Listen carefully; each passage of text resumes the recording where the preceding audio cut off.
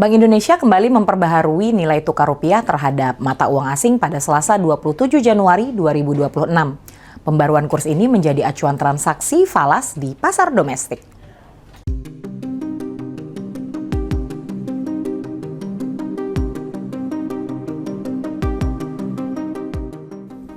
Mengutip dari laman resmi Bank Indonesia bi.go.id, nilai tukar $1 Amerika Serikat diperdagangkan dengan kurs jual Rp16.862,90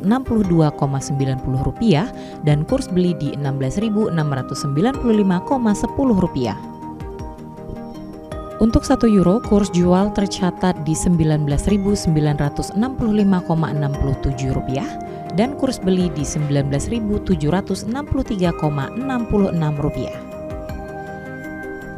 Selanjutnya untuk mata uang pound sterling Inggris memiliki kurs jual sebesar Rp23.016,17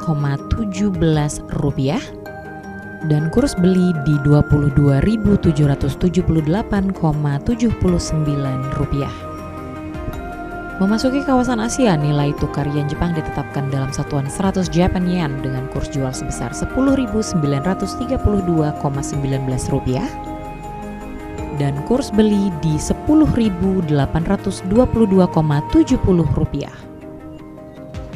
Sedangkan nilai tukar $1 Singapura memiliki kurs jual Rp13.274,74 dan kurs beli di Rp13.140,57. Hafidz Zainul, PAL TV.